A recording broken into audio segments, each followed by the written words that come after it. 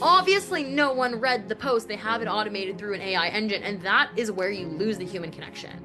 Entrepreneurship is self development disguised as business. You're always growing. You have to hire people who are better than you in certain arenas, more organized, more creative, whatever it might be, so that way they can bring their best selves to it. Welcome to Builders, the podcast for impact-driven leaders who are done carrying it all and ready to scale with clarity, strategy, and freedom. I'm your host, Alex Snyder, strategic growth architect, creator of the CEO Recode, and second brain to leaders who are building brilliant companies without sacrificing every ounce of their time, energy, or sanity. Each episode, I sit down with bold leaders who've rebuilt, recalibrated, or redefined what it means to lead well and live well on their own terms. We talk messy pivots, leadership upgrades, tactical wins, and the deep personal work it takes to build a business that actually works for you. If you love the episode, make sure you follow, rate, and share it with another leader who's building big and wants to build smarter. And if you're listening and thinking, damn, I need someone in the guts of my business with me, let's talk. Book your free business breakdown call using the link in the show notes. In 30 minutes, I'll help you pinpoint where blockers in your time, team, or strategy are silently stalling your growth and define 2 to 3 high-impact shifts you can implement now to regain traction and build momentum. Now, let's dive in. Let's build it better. Welcome, Tamar. Thank you so much for being here with me today. I am so excited for our conversation. You and I know each other pretty well. And I would love for the audience to get just a glimpse of who you are and, what you do. So I'll let you take it away and introduce yourself. Alex, thank you so much. I'm so excited to be here. Thank you for hosting me on your podcast and giving me the platform. A little bit about me. So excuse me, sorry. I own a social media marketing agency and we work with service-based businesses and we help them leverage social media in order to increase their visibility and therefore increase their sales. So I always joke and say we impersonate businesses for a living because we go through their socials, we take them over, we create the content, we run it, we create the campaigns, we really create everything and manage their online social media personas. And yeah, I started this business about 5 years ago. I have been, doing this business while also traveling, which is how we met in Playa del Carmen.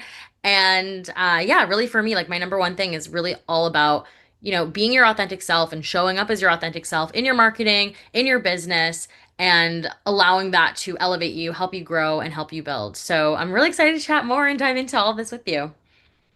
Thank you so much. I love that so much. And we will come back to some of the questions around that because I have a lot of questions. But I want to first talk a little bit more about your journey. So your leadership journey, if why did you build this business? What kind of led you to entrepreneurship and starting your own business and, really scaling an incredible service-oriented enterprise? Yeah, so my degree is actually in radio and television. I always wanted to be a producer. At my core, I'm a storyteller. I love telling people stories. I love helping people see the beauty in their own story. And I was working in the TV industry for a couple of years, and then COVID hit. And that completely shook the industry. It completely changed everything in the sense of how work, what is work? Can you the television industry, you're literally showing up and having to be on set and we couldn't do that. That literally was shut down. And so we had to make a pivot. And so a lot of the work that I started doing was in, creating YouTube videos and bringing a social element to the show that we were working on. And I just started to see that there were so many different platforms and avenues to tell stories that weren't necessarily on the big screen. It wasn't necessarily television. And I actually loved the strategy and the way you had to take something that could have been made for TV and you'd have to create it differently in order for it to be effective on social. And so I felt that I was really stretching my skills there. And so I really loved it. I loved taking, everything that I learned from the television industry and bringing that into social media and digital marketing. And the other thing too is when you are marketing a show and when you're pitching a show to a broadcaster, you actually had to have a they used to call it transmedia. You had to have an other way of marketing the show that wasn't just on television and in print. You had to have a digital element, and it was called something different at the time. But it was all about what is your digital marketing plan, and I loved that. Even in school, that was always my passion, my favorite thing to do. And Yeah, I just really loved how on social media you have the agency to claim your space, do your own thing, choose what you want to say, create a platform for yourself. Whereas if you want to be a television host, you have to get hired by a broadcaster, you have to get hired by a show. But with social media, you could just like take your phone and create your own content. And this is before influencers were a thing. Like it wasn't a big thing when Right. I started realizing this. But now we see that that's kind of the payoff. But anyway, I was working in TV. I really love the storytelling aspect of it and all the things. And as I was growing in my career during, the pandemic, I started taking on some clients on the side to run their social media for them, and I was just really loving it. Like I really found that my skills were transferable and I felt that I was making a really huge impact. With the pandemic, things were really hard in the industry and television, and I was not feeling super creatively expressed. I felt very Mm. things were very restrictive. And I just, I remember having a conversation with one of my clients who I was running her socials for one of her businesses. And she'd said to me, she heard that I was really down. And she said, I have a question for you. I said, sure. She's like, do you want to be living a mediocre life? And I'm like, no, of course not. So why are you making mediocre decisions? And that just like hit me like a ton of bricks Shots because fired. it's Woo. true. Yeah. For like, you're an entrepreneur. She's like, do this. You're doing it for me. Why can't you do it for 10 more businesses? I'm not an entrepreneur. I can't do that. Why can't you? You're doing it for me. And that was the first time I had the opportunity to think differently. And then I remember one day my boss, I saw a contract come in for 4 YouTube videos or 3 YouTube videos that I was going to execute the entire project. And the value of that contract was more than my yearly salary. And that was an awakening for me. Not like, oh, I'm not being treated well. It wasn't like that. The awakening was this is what's available. This is on the other side of entrepreneurship. This is what I have to do. He is using my talent. How do I get to a place where I create a business where I have other people bringing their talent to the table and we create a whole empire and a company of people where we're all bringing our best selves and helping the company grow? And that was another pivotal moment for me. And I was like, I need to go out and do this for myself because I can and I have all the skills, but I didn't know that any of that was even available. And Mm. so, yeah, I risked everything. I quit my job. I had nowhere to look back. I started telling everybody that I'm a social media manager. I had no intention of building a business. I had every intention of just being a freelancer and, hoping things would work out. As long as I could make what I was making at my job, like that's all I cared about. It wasn't like I had dreams of making even like 100K. I had a dream. I was like, I think the number I had was like, as long as I make 20K this year, I'm good. Like that was literally my goal.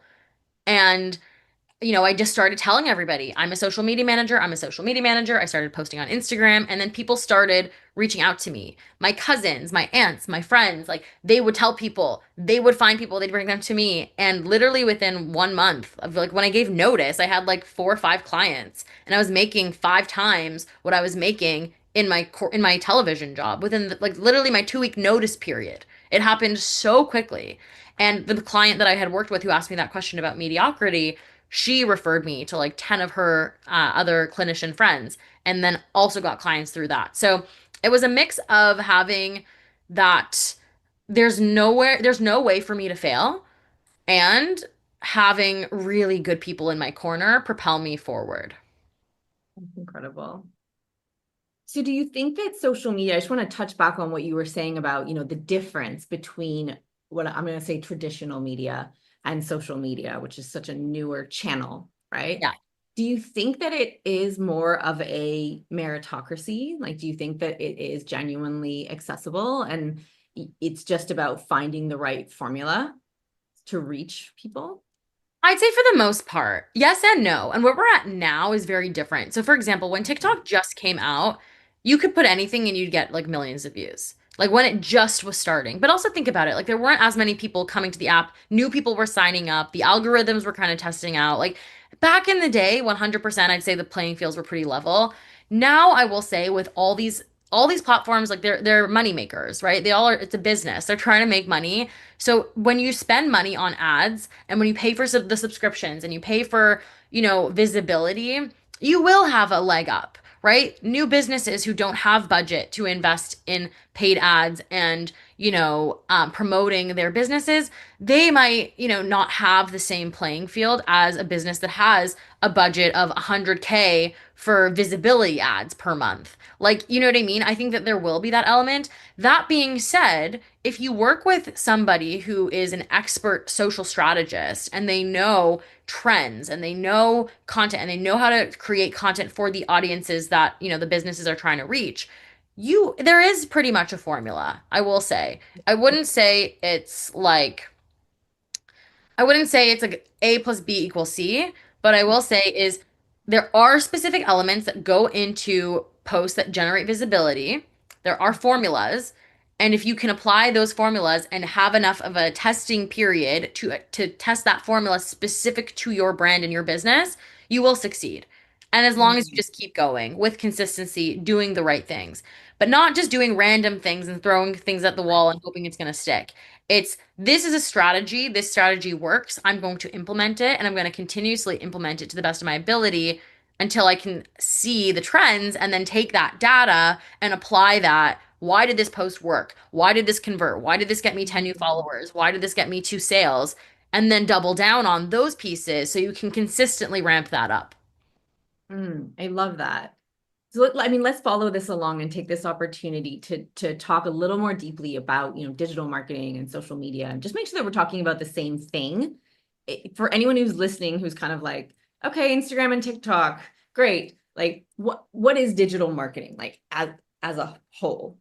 Yeah, I would say digital marketing is any marketing you do in the digital realm, which doesn't really answer the question because it's basically the same thing as digital marketing.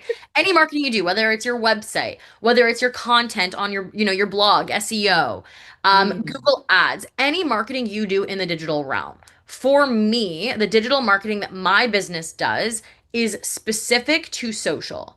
I can do blogs, I can do SEO, like sure I can do those things and my company can produce it. Our zone of genius is specific to social media. What you'll find is digital marketing is so broad. There's blog writing, there's website building, there is, like content writing, copywriting. Some people just need content to like for newsletters, for things like that. But that's what works in a newsletter. What works as a SEO optimized blog on your website is not going to perform well on Instagram. And what works well on Instagram may not work well on TikTok. And what works well on TikTok will not work well on Facebook. And what works on Facebook won't necessarily work well on LinkedIn. There is crossover for sure. Like I'm not to knock it and say, what you post on Instagram shouldn't be what you post on LinkedIn. But every platform has a purpose. Every platform has a different audience. And tailoring your content to that audience is going to be super impactful and really, really important. And so mm. when I speak from my area of expertise, it really is around the social elements of digital marketing. And you'll have so many digital marketing agencies that they're like an everyman agency. They're doing everything. And they're not really they're like 70% good at all of it. And yeah, Google Ads might be great, but there's an element of like really building a strong brand that comes through social media because that's the human element. That is the connection that businesses and brands make with their clients is through social. Google Ads not really going to be a brand building experience. It's visibility. But if you're looking to really connect with your audience and build community, social media is your place. Okay. And that's where you focus. And I love that you talked about a few things, right? You talked about data. I'm a data girly. I love that. So, which is really being able to understand, what are you putting out, what's coming back in, and starting to see how those connect to be able to predict and make decisions and wisely invest, whether it's time, resources, money, anything. You talked also, and I loved how you said, like, we impersonate people online or we impersonate businesses online. Then you also talked about authenticity being so core.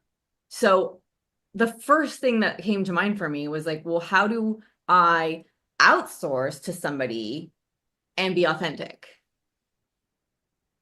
It's a great question. And that's one of the first things I say to my clients. Like even on a sales call, one of the questions I ask them is, how much time do you have to invest in your social? Because at the end of the day, you can outsource everything, but you cannot outsource you.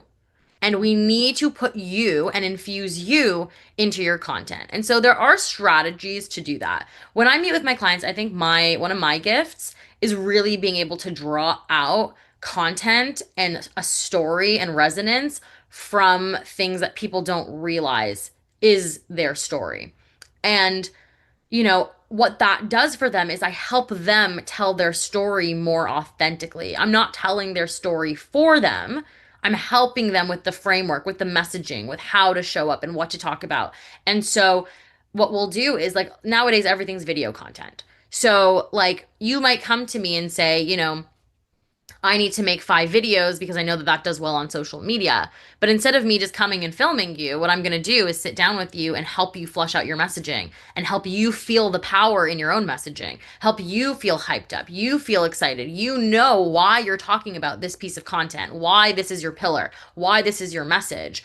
And then I'm there with you to help you bring that out. And so we'll take that content from you. We'll give you the direction on what to say, how to frame it, how to do it, but then we'll go and we'll run with it. So we're kind of managing your digital image, your social image, where you are a part of it. And we don't work with clients who like won't do video content with us. We won't work with clients who like won't give us approvals and won't infuse themselves into it because that's the thing. At the end of the day, if you're not going to be a part of it, it's not going to work. It's not going to be effective because, and you feel it. You feel when there's a lack of the person in it.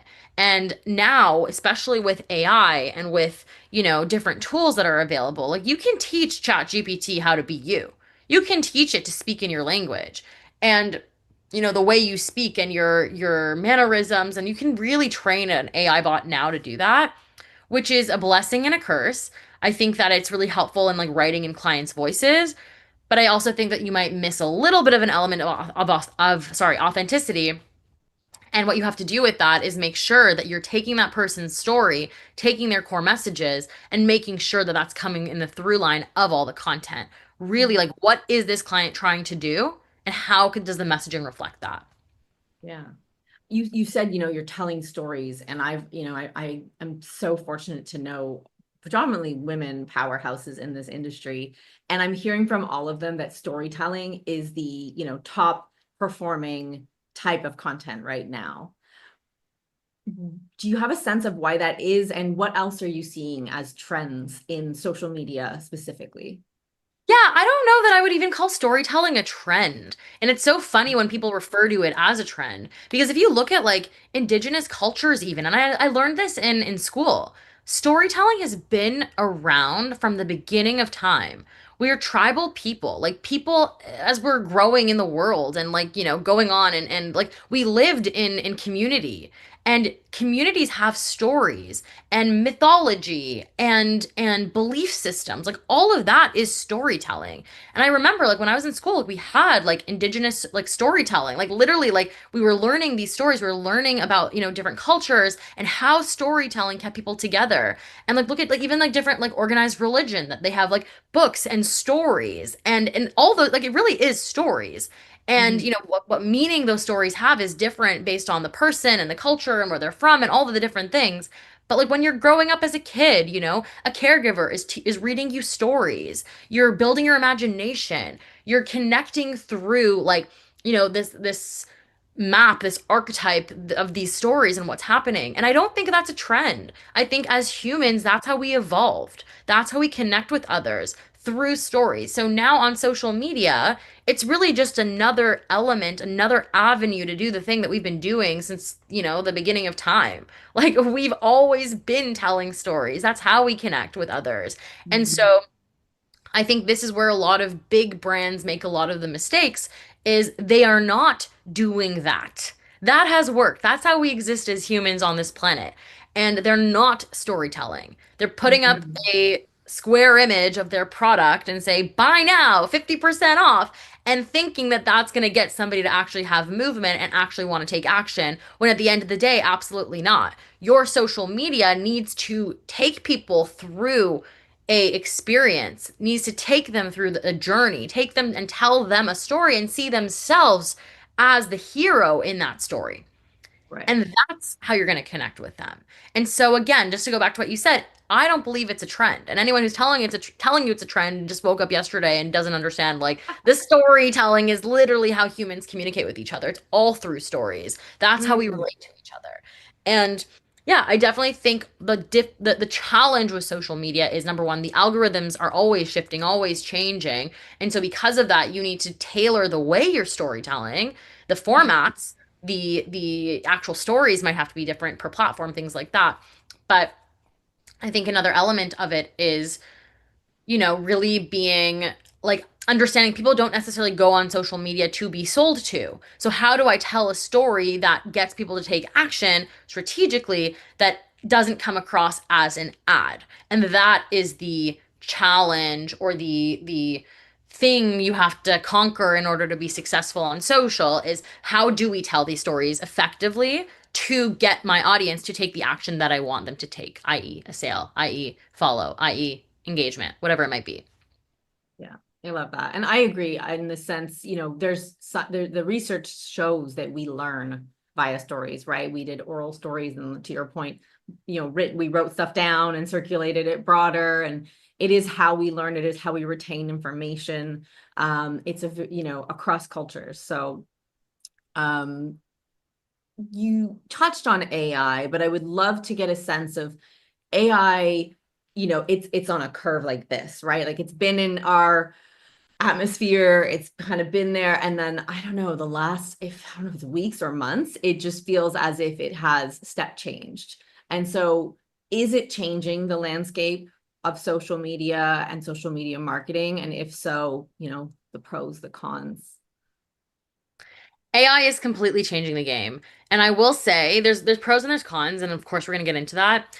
Personally, we did not adopt you're gonna laugh at me. We did not adopt ChatGPT into the business until this December. How long has ChatGPT been around for? Okay, this December. The way that it has shifted and changed and supported and helped us is I can't even quantify it. Like the fact that you can literally, the fact that I can now create systems to replicate myself. Like you can always create an SOP, you could always explain, teach someone, train them.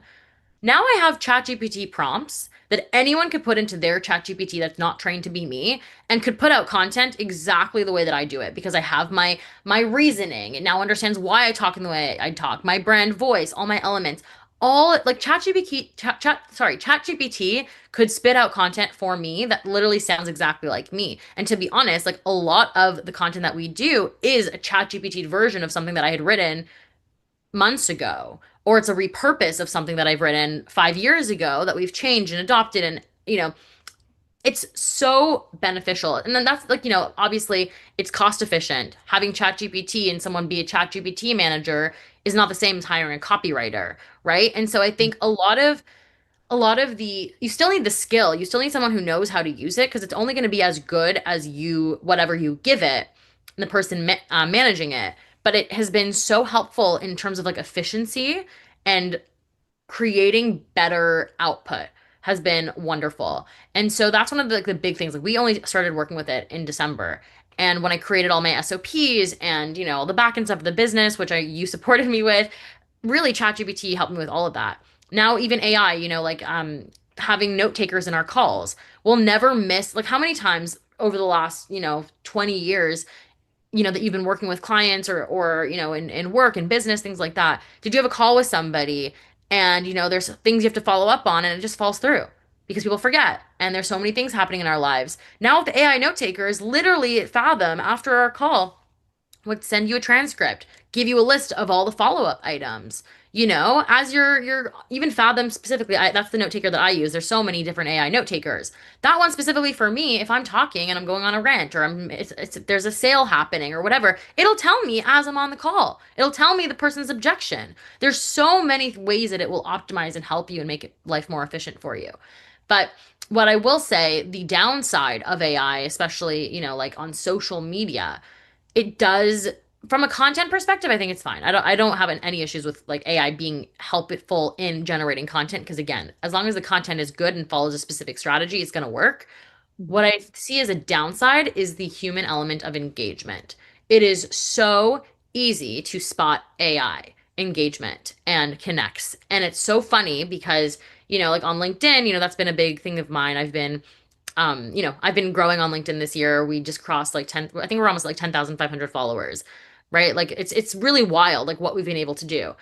And I started at 2,500, by the way, like in December. So what I've noticed is as you grow, a lot of people will, especially on LinkedIn, will start to engage with you. So like when you're, a 10,000 plus or even like a 5,000 plus account, like people start seeing you as an up and coming person, a creator, and they'll start engaging with you and they'll have virtual assistants engage with you or they'll have their AI tools engage with you. It's so obvious. They just like, and they try to make it not obvious. They'll like repeat the point of your post and like make the comment and ask a question. Like it's just so like myth Formulating. formulaic, exactly. And you can see it. And the funniest thing was that like the other day I posted a job posting of like, we're hiring a creative assistant.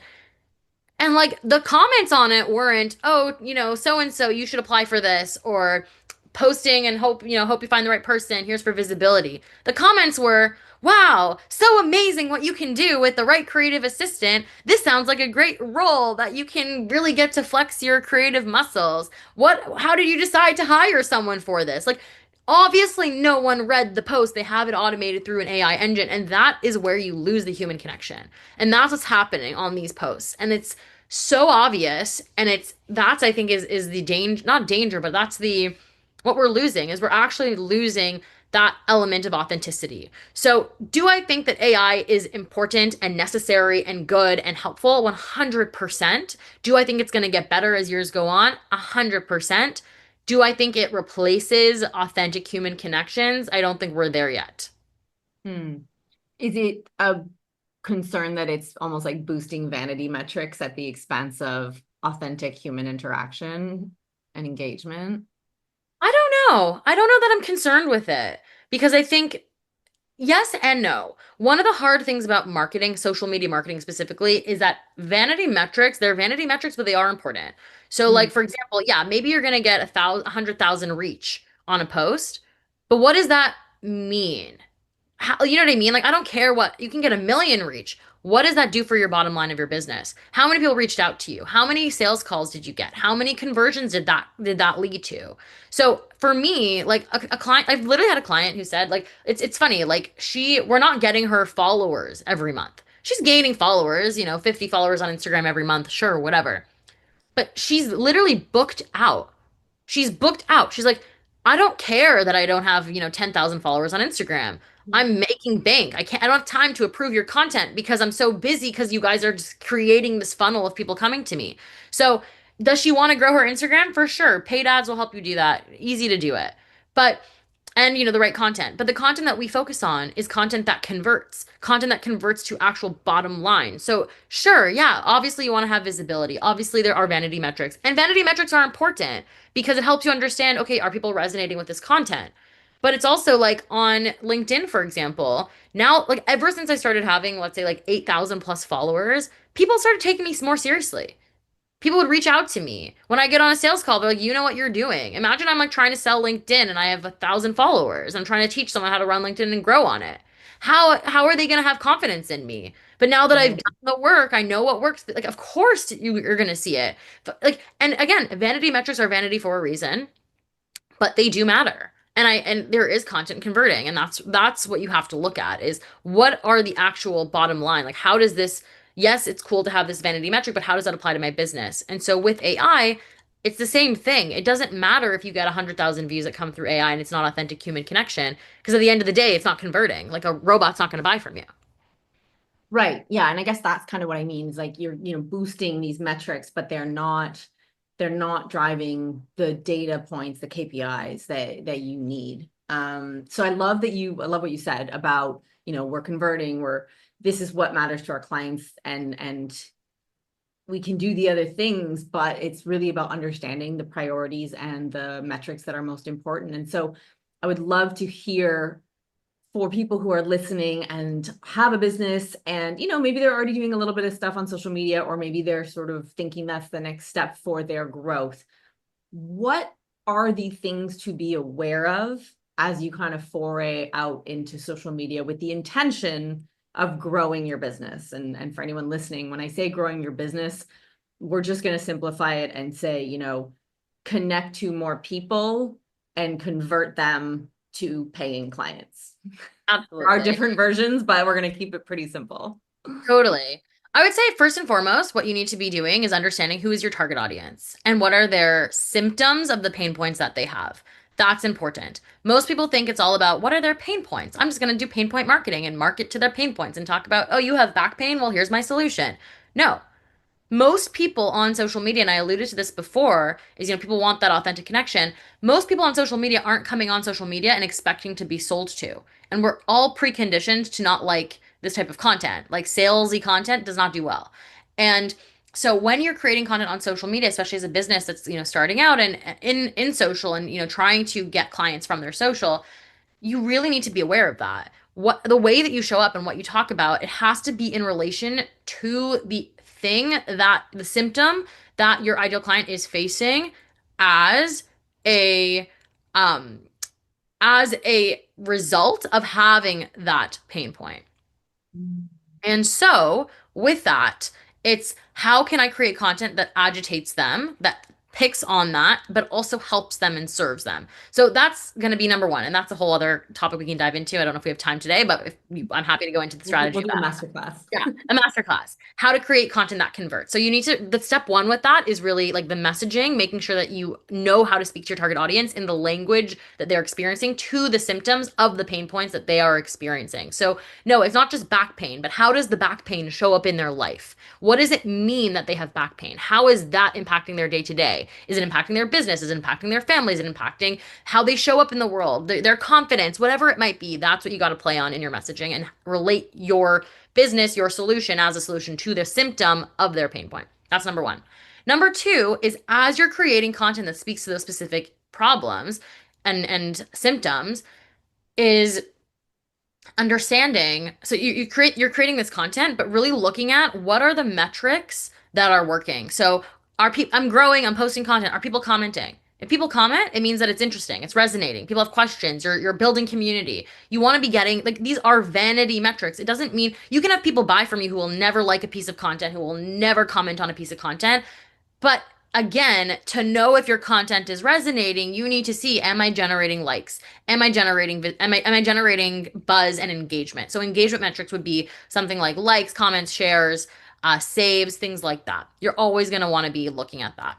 Then that's information for you. If you see that one post gets, 30 likes and every other post normally gets 3 likes, why did this post get 30 likes? You need to start digging into that because that post, obviously, again, vanity metrics, you might not have made a sale, but there's something about this post that sets it apart. What is it? Is it the design? Is it that it was a video? Is it that it was a carousel? Is it that, I have my hair looking nice in it? Is it that whatever it might be, find those variables and then continuously double down on that. See, oh, it's a video. Every time I post a video, I generally get about 30 likes. Oh, every time I post a video, I get 3 DMs asking me about that video. Start to do the things and map out the metrics so that you can understand and play around with those variables. Why did this post do well? And how can I do more of it? That I'd say is one of the most important things. Once you're doing that, you can get a little bit more complex and see, okay, that's per post, but generally, what is my engagement? Am I getting new eyes on my content every month? Am I getting new followers? Am I getting new people? Are new people coming to my page? Are new people engaging with me? Those are the like really, really, really key points to be looking at. Metrics are important because again, it'll teach you how to formulate the content. But I think beyond the actual metrics of, I got 100K engagements this month, it's what did that equal? I got a bunch of visibility. Did anybody buy from me? Did anybody book a call? Because you might, and that's the thing to look at too, because let's say you are getting people booking calls with you. Like for a client, for example, like we've got them one month, like they got like 2 million impressions on LinkedIn and they got a ton of sales calls booked. But then did those sales calls close? And then you then find out, is that a sales issue or is that a social issue? And it's generally not a social issue. And then I mean, we can get even more complex because when people get on sales calls and have questions for you, you can be answering those questions in your social media before they even get to the call. And when I tell you the amount of times that I've had a sales call with somebody who found me through Instagram, like I'll ask them, where did you find me? Found me through Instagram. They'll share an objection. Maybe they don't close on the call. They share an objection, and then I will take that objection, literally go to my Instagram stories, film a piece of content on it, make sure, like, hope they see it, which I know they're going to see it because they follow me on Instagram enough to, like, book a call with me organically. Yeah. Share that answer, and that helps close the sale, and that's happened on like multiple occasions. But Mm, again, it doesn't matter whether or not I had 100K in visibility that month. What matters is that the right people are targeted. I'm reaching the right people, and that's mm. connecting with them, and that's actually making them move. So looking at the numbers so that informs the content that you're making, but also really making sure that those numbers correlate to your overall business goals. Yeah, so it really sounds also, and I think this is really important for anyone who's listening who's starting out, there's an element of understanding your ecosystem, and that takes time, right? Because also like posting to generates momentum, generates visibility. Over time, people get to know you. Over time, they connect with you. Over time, they get on a call. Like that is not, a week. You don't show up for a week and you're like, okay, I understand, right? Like you need to understand your ecosystem and you need to put things out and like measure them over time because there's also the algorithm and trends and holidays and all kinds of things that impact how we as humans engage with these machines that we, are so addicted to. Yeah, but I think it's more than that. I think it's also like social media can also really be a powerful landing page. Like not every business is going to have direct conversions from social.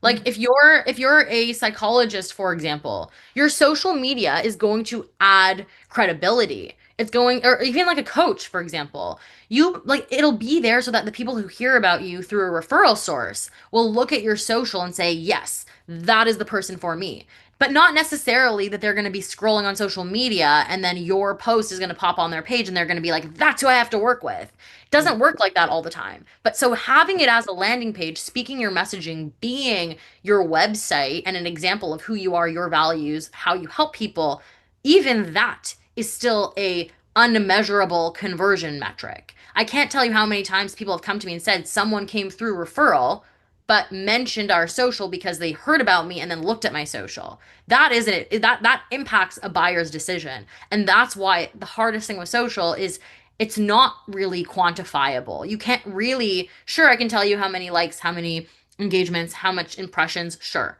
But again, people buying, there's so many variables of what makes somebody buy, and they may not say that social had an element in it because they might not even be aware of it. But people do go. We know that from buyer behavior. You hear about someone, you look them up on Instagram, you look them up on TikTok, you look them up on Facebook, you know what I mean? The ecosystem is changing. Yeah. Yeah, it's a triangulation point in the ecosystem of your online presence and then your real world presence as well.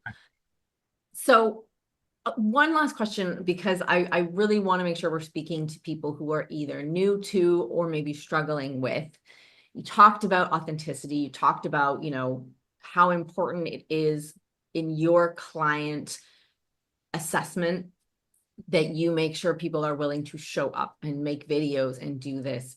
Do you have to have your face online to succeed in social media? The answer is yes. You absolutely do. And I think it plays off of that question even that you asked me about AI. Because again, like nowadays there are so many AIs that can make fake people and, fake brand influencers and like, at the end of the day, social media is the new ecosystem of people engaging with each other. Think about it. Back in the day, you used to go to a bar. Back in the day after school, you used to go to the park. You used to go to I don't know, like what did you do after school? You went somewhere physical. Look at kids now. Like maybe they have extracurriculars, but they spend time engaging with their friends on Snapchat, on Instagram, on I don't even know what kids are using now. Like there's so many different apps, but that's the social connection. You're not going to, the park and playing in the park and whatever in your teenage years. You really are utilizing socials. And so reflecting on that, that's where we have this element of connection. It's a little bit sad, but it's also we have to be realistic. That's how we engage with each other. And so on social, it's so important to be a human, to be yourself, to have those authentic human connections. And especially if we're coming at this from like a business perspective and a brand perspective, how can you expect people to feel like they're a part of your brand if you're not showing up? A great example, and this is like the best marketing of all time, I would say, is like midday squares. Are you familiar with them? Have you heard of them? It's a Canadian based business of, two siblings or I guess three siblings.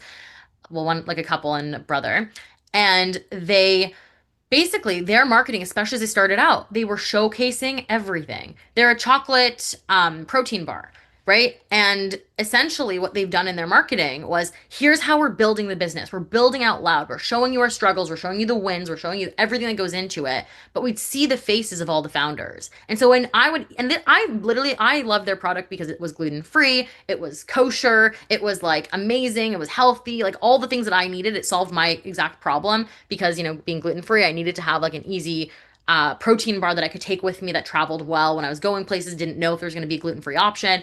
But anyway, the point is that I felt like I was like a part of the brand every time I engaged. Every time I ate that chocolate, when I bought it, I'm like, I know who I'm supporting. I'm seeing their faces. They literally have their faces on their packaging to that point. Like they're so good at it. And that's the element, is that if you don't have that human connection in your content, you're missing that. That's how you build a cult following. Have your Yeah. face in it. Be a part of the brand. Have the founders in it if you're a product and you're not a service provider. Include the founder story because that's what people are going to connect with. It's not just about here's a protein bar. It's here's all the blood, sweat, and tears that went into this protein bar. Here's the human behind it, the struggle, the over, the story arcs. That's what's really important in your content. So absolutely, I will not work with a client if they're like, I won't show up in my content. If you won't show up in your content, then you're not ready to be on social media, to be honest. Yeah.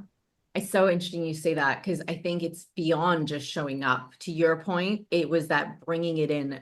There's someone, Casey Ho, the Blogilates Mm. founder. She does a really, really good job of that to the point of she has shared the challenges with trademarks. She has shared the challenges of going up against some very, very like big hitters in the industry. Um, big department stores who are ripping off or Shine or, and she's sharing that, but she also is sharing the new sketches for every season as she's developing them and sharing the comments she gets and then how she's sketching and designing to the ask. And so people really feeling like they are part of the brand, like this new season is the thing they asked for, Mm. right? And then being there with her in those also the moments, the joy when Taylor Swift is photographed wearing one of her skirts, and then the absolute crash after when 15 or 30 brands have a knockoff within 2 weeks on the market. I think to your point, it's back to what we talked about. It's storytelling, it's emotion, it's feeling part of something, tribe, community. I love that so much. So, anyone who's listening to you now can see that you clearly have gone far beyond. I'm a social media manager who just needs to replace my, TV broadcast salary. just, Half of it, half of it. just half of it, just a little bit. So I want to come back to what you've learned along your leadership journey, because you are now the founder, the owner, the leader of a company, and you have a team, and I've had the joy to be along part of that road with you. You've gone through a lot. And so, I want to get to a little bit of like, what does wealthy leadership mean to you? But first, I would just love to understand, I think you spoke to the moment of stepping into entrepreneurship and the right person who asked you the hard question, the people around you who supported and referred you and really gave you that first piece of momentum, which is incredible. But then you took that and ran, right? You took that and you really became an entrepreneur. And then from entrepreneur, you continued to grow and, evolve your role and learn new skills and face new challenges. And what are some of the pivotal moments of that journey? Oh my gosh, Alex, it's so funny. I'm so grateful that you were with me through this because I know you're asking the questions, but I know you like know so many of, especially this year, because I would say it's so interesting to me. Like I think that for me, this is not my quote, but and I don't know who said it, but I hopefully we can find it and give credit to it. Entrepreneurship is self-development disguised as business. You're always growing. And I don't remember who said this to me, but you probably said some version of it to me, and I hear it from like the successful entrepreneurs that I've worked with and who have mentored me. is you're never going to get, there's three things you're never going to not be able to do in your business. If you're an entrepreneur, you're always going to have to be a leader. You can't get around being a leader. You can't get around sales, and you can't get around like networking and marketing. I'm pretty sure that was the third one. Maybe there's another element, but that's what I recall. But the things that stick with me is that through my business, like I had to hire somebody to support, like an assistant within like 3 months of running my business because I started realizing I have capacity. And as I hired somebody, I think that I was making the same mistakes. I had the opportunity to learn, to trust. But what I was doing is that I wasn't outsourcing responsibility, I was outsourcing tasks. And that's very different. And if you want to scale a business and grow, you have to outsource responsibility. I can't have the mental load of every single client because if you're working with 30 plus clients, how are you going to be thinking about every single detail that has to get done for them? You have to hire people who are better than you in certain arenas, more organized, more creative, whatever it might be, so that the way they can bring their best selves to it.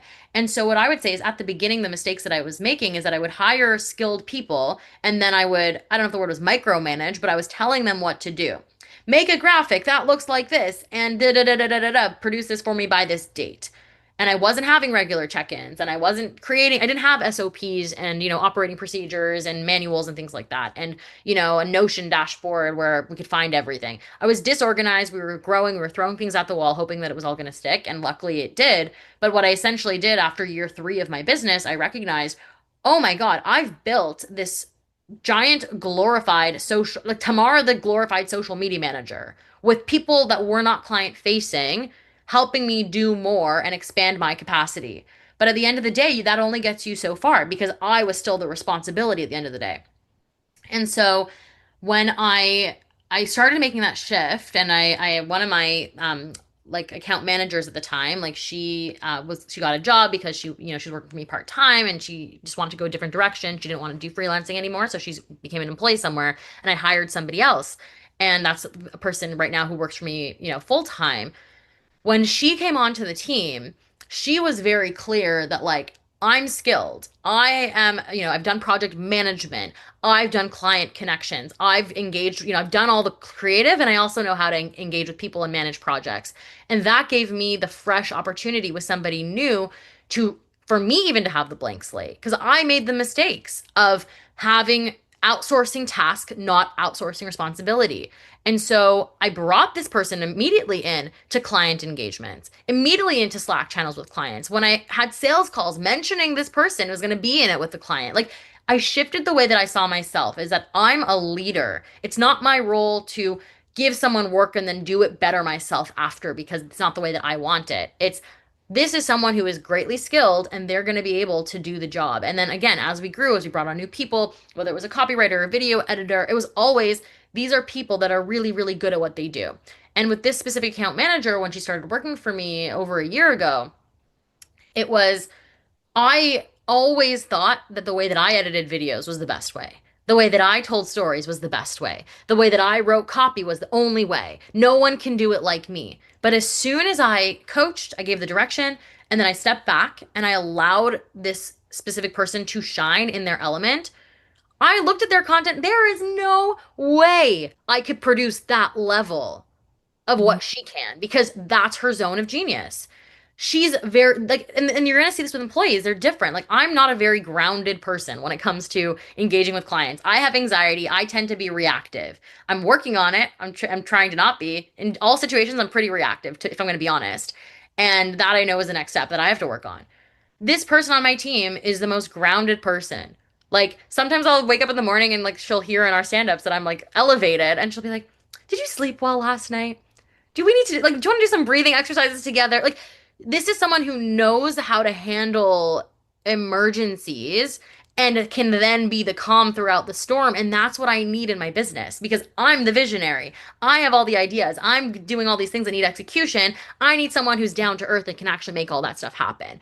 And so I'd say through leadership, I've actually learned to like not only just trust people but understand it humbles you because I can lead them and tell them what I want, but they can be so much better than you in so many arenas. And so I would just say like as a takeaway from that, it's really trusting them and really trusting the team that the team is actually better than you, and it's not about creating a giant glorified outsourced version of yourself. It is really creating a team where you're all committed to the same mission and how can I get everybody on board so that we're all working towards that. And when you and I work together, like I think that was a huge element that I needed to work on, and I still need to work on it is that element of leadership. And there's fear around it. There's fear around, having somebody having to pay a salary and you have to worry about like the marketing and this and making sure you're making sales and it's not you can't coast because you have the responsibility of supporting somebody on your team who's supporting you.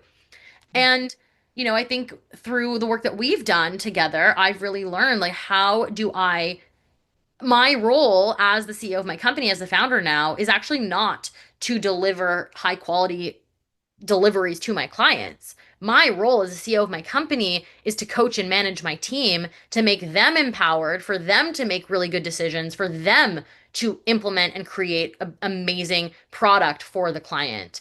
And I think that's a big shift that I've learned through you and our work together. And I know we're continuously evolving. And it's been hard. It has been, but I know that like I said before, like leadership is not something that you're going to ever be able to ignore in business as an entrepreneur. Yeah. And you have to lead yourself and your team. And to your point, I love how you said it, it's you have to set a standard and an expectation and then empower and enable your team to deliver on that. So I love that. I talk a lot about, wealthy leadership and success on your terms, right? And I think that is you know, the opportunity and often the hard challenge of entrepreneurship is you get to do it your way. You get to make the decisions. There is not a template to follow necessarily. And so what does wealthy leadership or success on your terms mean to you? Freedom.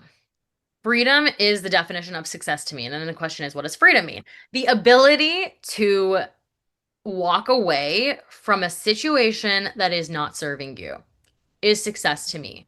The ability that I had, we didn't really talk about my personal journey so much, but the ability that I could walk away from a marriage that wasn't serving me and a situation that wasn't for my highest and best self, that I had a business and a life and a system that I could literally say, this marriage doesn't work for me. I need to end it. I need to make decisions for myself and have the actual ability and freedom to do that. That Mhm. is success for me. Not obviously not just like being able to get divorced, but I mean more so like the No. ability to have a business. And I'm very lucky and I've been very intentional. When I've been setting up my business, it was so that I won't be location dependent. There's a lot of social media agencies that offer in their monthly retainers content shooting and filming. And I Yeah. never did that. It was always the posting and the strategy. It was never on, in a location. I was intentional about networking with people beyond, just Canada. It was intentional about, connecting with people outside of my community because I always wanted to travel. I always wanted to set myself up to be in this position of being able to be a digital nomad, to travel and work wherever I want to be. And Mhm. that has been that to me, that's how I would describe success is the ability to have the freedom to show up as my most authentic self in my business, to get to do the work that I love, to be paid for being creative, for using my talents. That to me is the ultimate level of success. And Mhm. having the ability, last week, for example, I was burned out and I was sick. Having the ability and a team for me to just like say, hey guys, I can't function right now. I'm so sorry. Like, I'm relying on you. I know you're going to do a great job. I'm turning my phone off for the next 7 days. See you on Monday. Having the ability to do that and having a team that can support me in doing that because it's not always going to be like that. That to me is a wealthy leader. The fact that I can take off and my business is still running. Maybe it's not like scaling as fast as I wanted to, but it's still running and I can still have the life.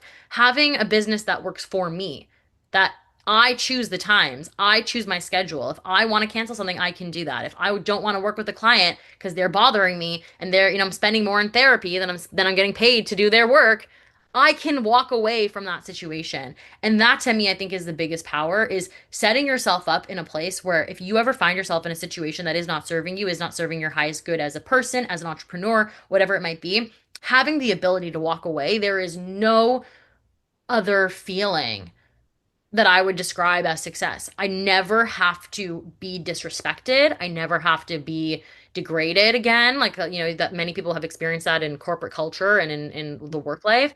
I set the tone, I set the standard, and I am the architect of my life and of my business. And the business just helps me do that and amplify it. And yeah, I'd say, owning my time, owning my freedom of location, there's no way, there's nothing that can compare to that.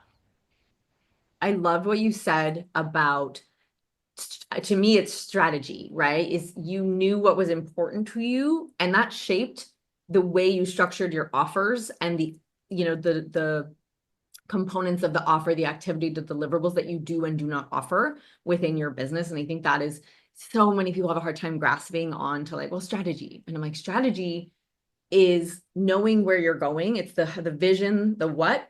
Strategy is the how do you get there. And it can be a lot of different things, but it's the guide rails of like, how are we going to show up in the market? And so I really love that example. That's such a tangible example. We do not offer services that require in-person components because it allows you as the founder to be location independent. It also allows you to hire talent from anywhere in the world and source the best talent, not unrelated within reason other than time zones to where your clients are. So like, love that.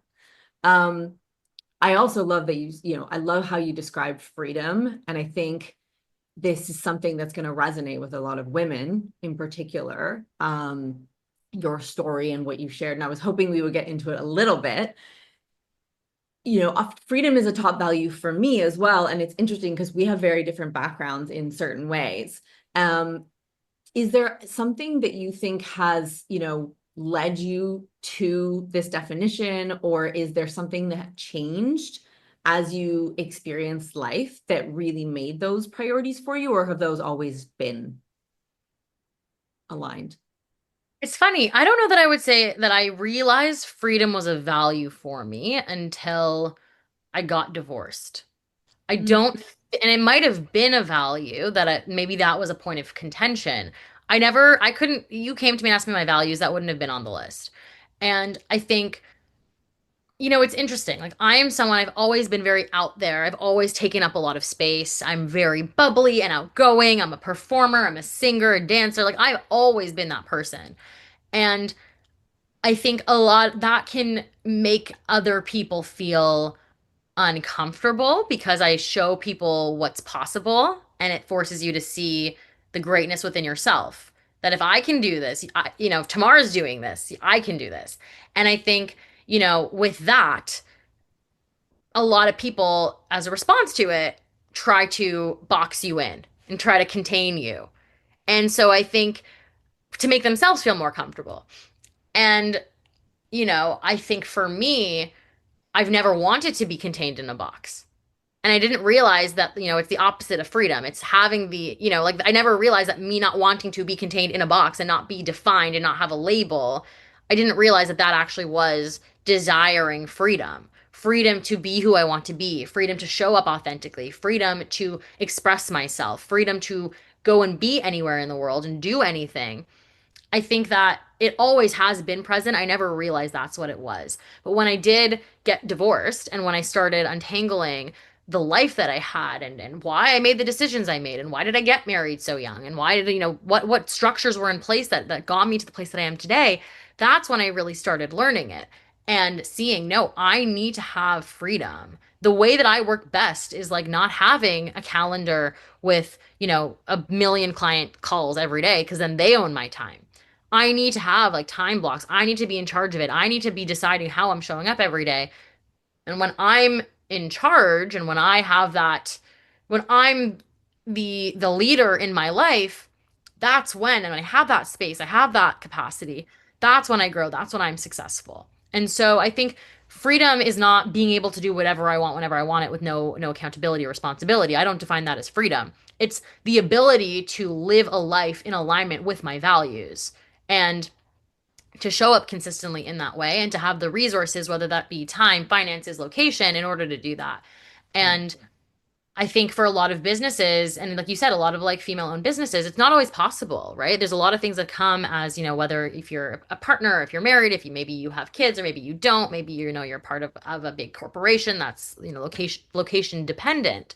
I think that I realize the gravity and the privilege that I have in having those mentors in my life to see that that's how they live their life and knowing that I, at this stage of my life, can do the other can have that freedom because I see that it isn't possible for people if they've not set up their life for it.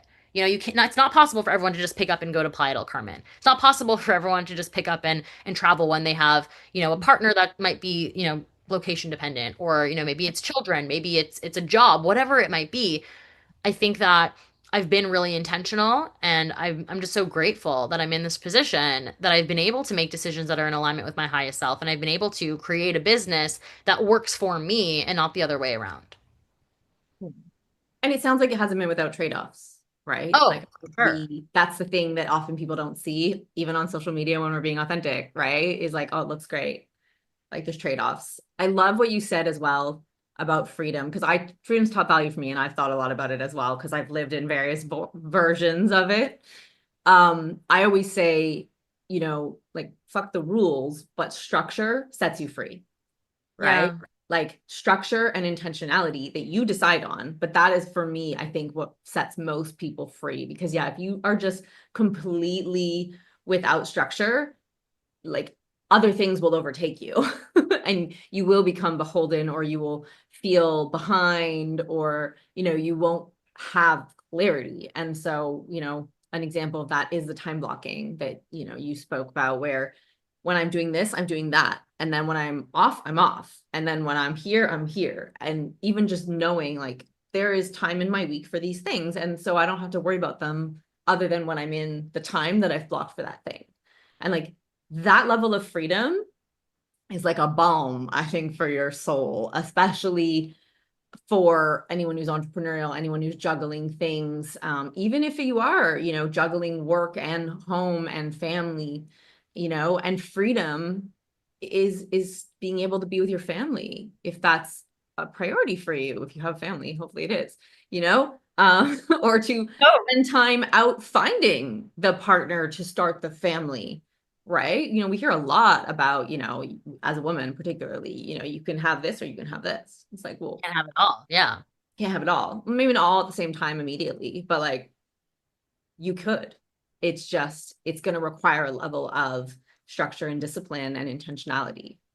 And also, like you said, a trade-off, right? Like some things you're gonna have a trade-off on. Like in the beginning stages of building my business, like I wasn't going out and partying with my friends. And it's so cliche. And it's just so funny because I see this with my clients too, is like, and people who, either they come to me and they can't afford our services or things like that. It's like a lot of my friends that are building businesses that come to me to ask me for advice.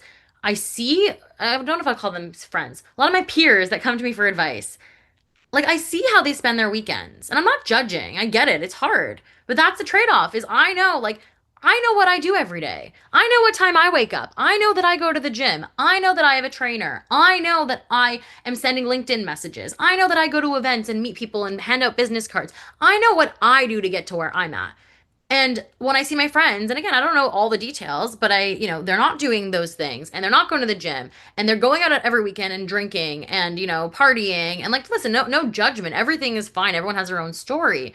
But I think that that's what we forget is that like people see the success. They see that, oh yeah, you're successful, but they don't see this morning I woke up and was crying. You don't see that. You wouldn't know that from this conversation. I was feeling overwhelmed and I'm like, there's so many things happening. Oh my God, I can't handle it.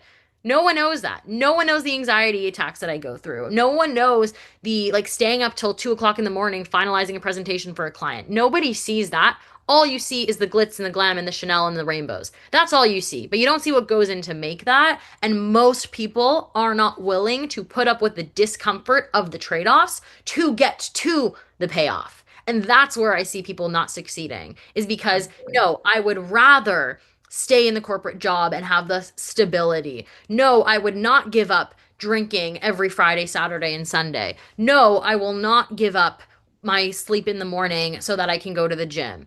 And that's all fine, but recognize that's a decision. I spoke to a super successful entrepreneur this morning, like super one of probably the most successful entrepreneurs I've ever met.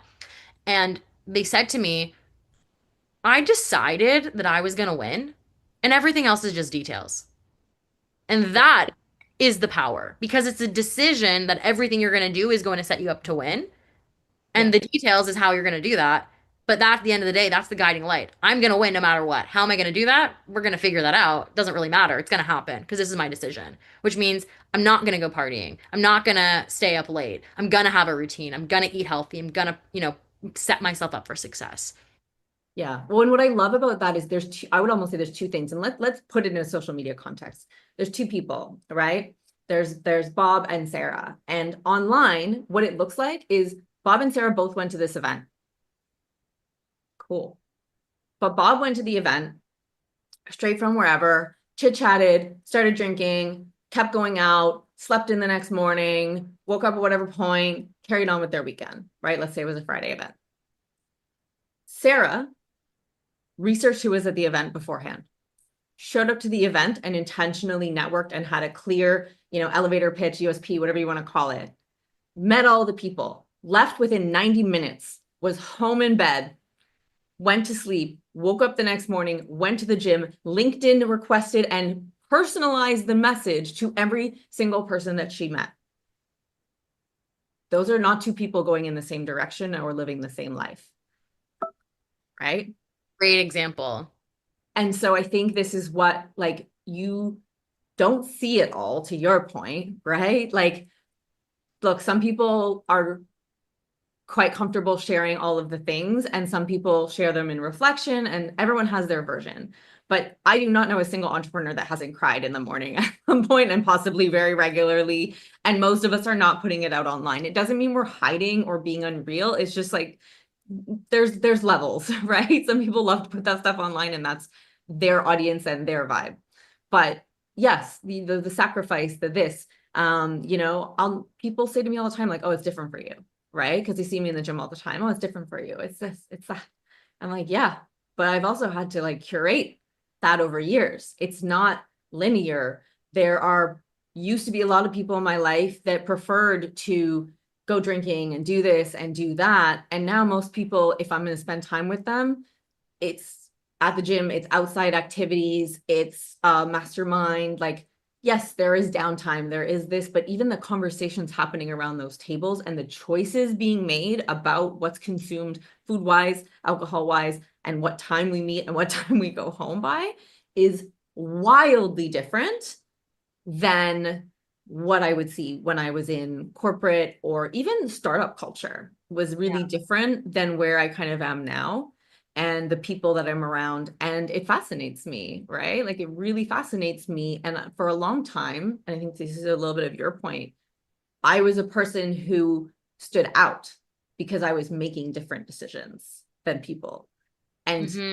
I will say, and I think you and I align on this because it's part of what brought us together, when you find the people around you, when the majority of people around you are doing what you want or pursuing the same things you want and making lifestyle choices in alignment with what you want. So I'm not saying they're doing the same thing you're doing, because that could just be amplifying like bad habits, right? Like, I'm saying Yeah. really intentionally having that future vision of like, I want to achieve this. The person who achieves that does these things. And then being around people who do those things, like 12 on 10 difference. Yeah.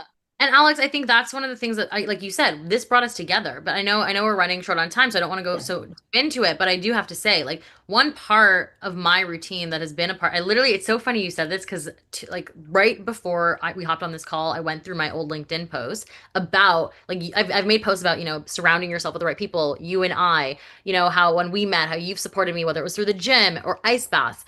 A huge part of my routine, even now through my travels, is the ice bath, which you said, hey, Tamar, Sunday morning, Sunday fun day, we're going to wake up at 7 a.m. and go to ice baths, and then we're going to go to the sauna, and then we're going to go to the gym, and maybe not in that order, And then but, we can have brunch and then we and can a have brunch and do our massage. own thing.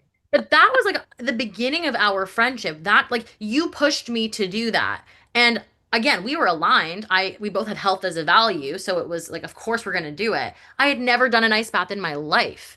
And to this day, that is part of my routine. It calms my nervous system. The amount of success I've seen in my life from like my health and from my mental health because of that, because you provided that opportunity for me. I never would have gone if you didn't take me there. If you and then the friendships that we made and the community we make there, and then the fact that, every Sunday we had our Sunday fun day and it was ice bath, gym, sauna, brunch. That is the thing, like that primes you. And so it really is about surrounding yourself with people who have those aligned visions and have similar goals and values. And yeah, I think that's really the biggest thing is you can have your own things, make your own decisions, be othered, whatever it might be, but as long as you're, you know where you're headed and make decisions and choices in alignment with that, find the people who are also doing that, because that's the cheat code. The cheat code is you're gonna be whatever, the five people you spend the most time with. It's like, it's true. The people you surround yourself with are going to impact you. Surround yourself with people who already have the things that you want and grow to their level. And intentionally surround yourself with people like that. And I know that. Look at my numbers in my QuickBooks, look at my accountants, like the pages that they'll give you. You will see that from the moment I went to Mexico last year, incrementally huge differences because of the people, because of the, obviously Mexico's an amazing place. Maybe it was the good weather, who knows, whatever it might be.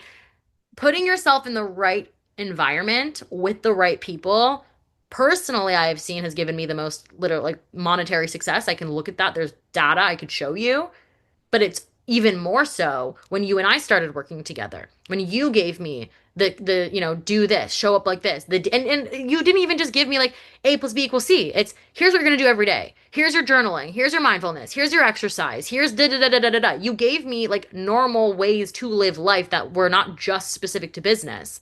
But because you're doing this and you show up and you know the formula, you give me the way to show up like that and the formula so that I can be successful and set myself up for success. So, I think that's a nod to the work that you're doing with your clients and in your business. And, like it really is about like you living your life and empowering your clients to live their life in that way so that they can live the life of their dreams.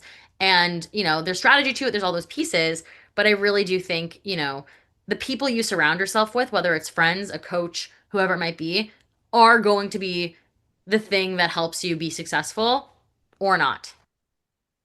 Love it. Thank you so much.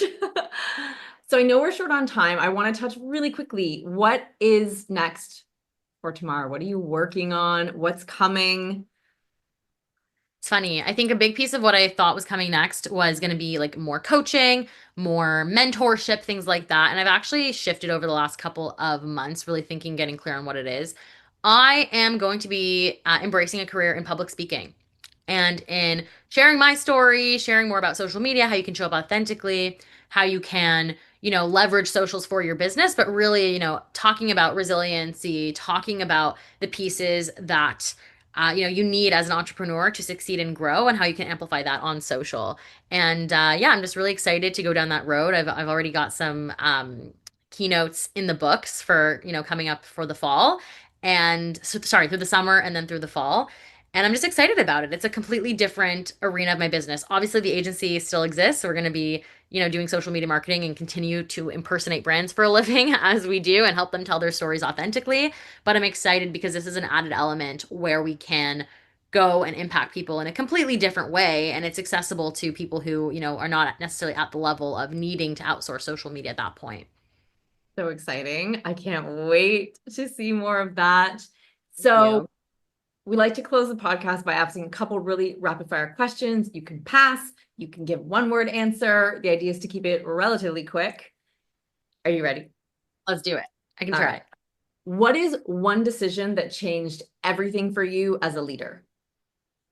I was gonna say to start my business, but I don't know if that's as a leader. But maybe it is. Yeah, starting my business changed Yeah. everything. Made me a leader. Yeah. What does strategy feel like when you're doing it well? Knowing you have a system and knowing that A plus B equals C. Love it. Is there a book, podcast, or person that cracked something open for you? Oh my God, so many. Well, the person was that client that asked me about if I'm okay being mediocre, and the answer is no, I'm not. The book I would say is U Squared by Price Pritchett, how to increase your personal effectiveness, I guess is what the book is about. And yeah, that's that book. We can go a whole podcast just on that book, but that book changed my life. Amazing. What's something you said never again to in your business? Never again to selling time for money. Yes.